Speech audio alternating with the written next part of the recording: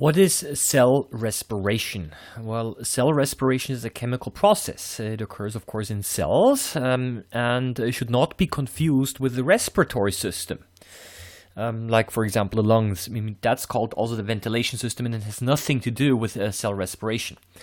Cell respiration is the controlled release of energy, in this case, of course, ATP, by breaking down organic substances, for example, such as glucose or lipids. So essentially what happens is that the nutrients, like glucose, it goes to the cells, it's brought to the cells by the blood system, and then the cells break down the glucose and thereby release energy. So because the cells, of course, they need the energy for surviving. Now, cell respiration is, of course, not only done by animals, but also by plants. It therefore also requires oxygen. So do plants require oxygen? Yes, they of course also require oxygen because they also do cell respiration, but they also produce oxygen during photosynthesis.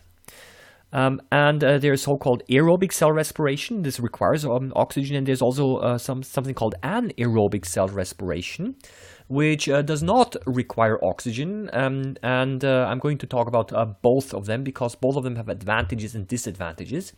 And as a matter of fact, in animals, both of them happen at the same happen not at the same time, but they basically happen and occur. So I'm going to start off over here with a step called glycolysis, and this is I need an arrow over here, and what I do is I start with glucose.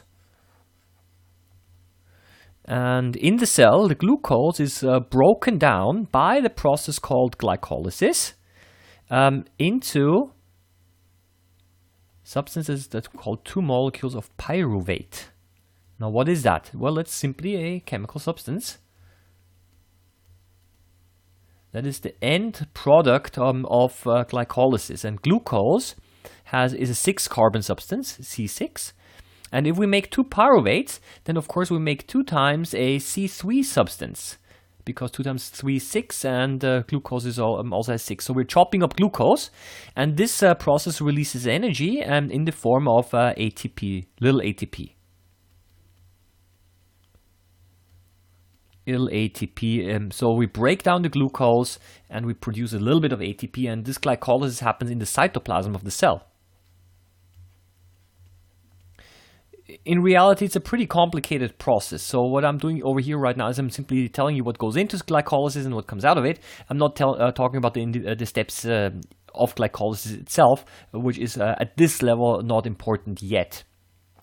So, and pyruvate basically is the end product of glycolysis, and now the cell has 2 possibilities. Either it goes into the aerobic pathway if oxygen is present, O2 present, or it goes anaerobic if oxygen is absent. You're going to ask now, when is oxygen absent? I mean, we need oxygen to survive. So when can it be that we don't have enough oxygen? Well, it's like this. For example, if you're doing a vigorous exercise, if you're running very quickly and then your legs start to become heavy, feel heavy, then basically what happens is your muscles or your legs become anaerobic. They basically do not get enough oxygen from the blood system because they're using up oxygen faster than the blood system is able. The transport system is able to supply.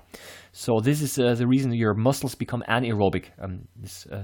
And so it is possible that we humans, of course, also experience anaerobic respiration. But in most cases, we respire aerobically. And if oxygen is present, so then basically aerobic respiration requires oxygen. So I write down O2, and that's the oxygen we get from the air. And this is needed, and basically what happens over here is we're producing CO2,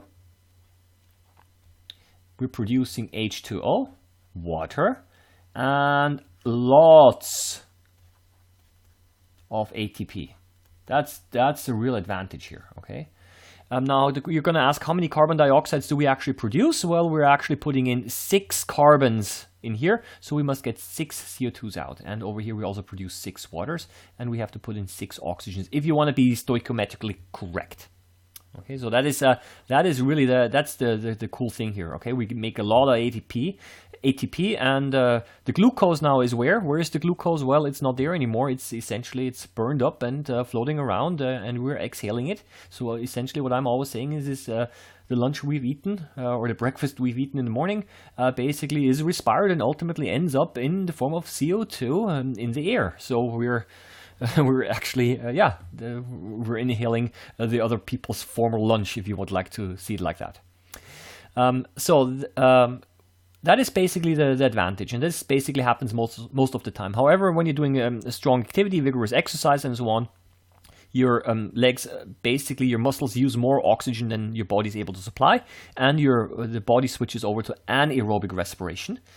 And what happens here is the following. The end product of anaerobic respiration in animals is a substance called lactic acid. Lactic acid, some people also say lactate. And this lactic acid starts to build up in your muscles, and they basically cause your legs to become heavy. Basically, the question is now, why do we do that? We're not producing any ATP here. But by building up the lactic acid, we are essentially removing the pyruvate from over here. And this essentially makes sure that glycolysis can continue to go, and we are producing a little bit of ATP here. So if we're going anaerobic, we're at least producing a little bit of ATP over here, and we're kind of keeping glycolysis going. So that is kind of it's a backup system, so to say. It's an emergency system to produce a little bit of ATP. Now, however, when you stop exercising, then this lactic acid is broken down again and is converted back. I don't know, I'm going to draw the arrow now. Is converted back to pyruvate. So this is kind of reversible.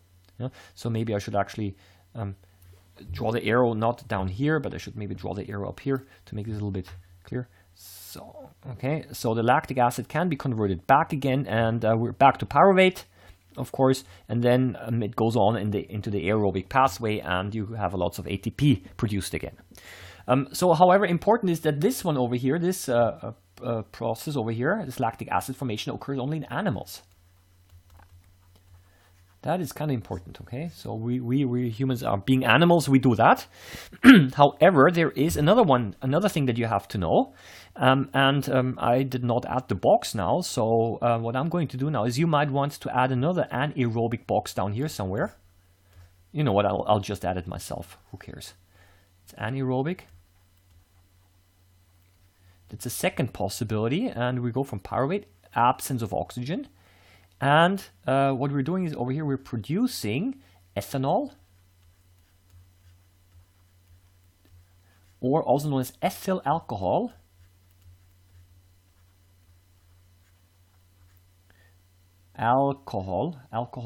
plus CO2. And this one is known as alcoholic fermentation, and this is basically the process that folks use to make alcoholic drinks. And this is done by yeast. Okay, so the yeast is able to do that, and CO2 is produced, which is basically which goes out into the air, and it is not reversible. So that's only a one way possibility. So if you want to make wine and beer and so on, you have to add yeast, and you have to make sure that there is not too much oxygen present. It's got to go this anaerobic pathway, and then you're basically making ethanol as an end product. And that is also known as alcoholic fermentation.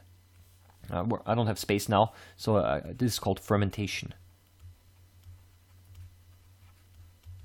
Okay, and it's done by yeast. So that is basically the overview over aerobic and anaerobic respiration. And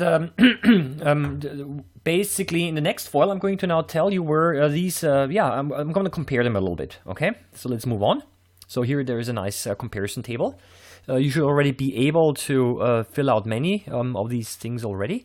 Aerobic respiration, does it require oxygen? Yes. And anaerobic respiration, of course, no.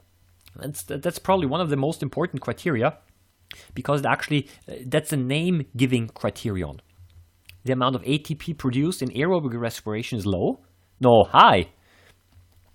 And in anaerobic respiration, it's low. Remember, we make a lot of ATP this way because we're completely oxidizing, we're completely burning the glucose. The substrates, that's basically what is used to essentially go into aerobic and anaerobic respiration. In both cases, it's glucose. Some of you might actually say, well, actually not quite correct, because we start off with pyruvate.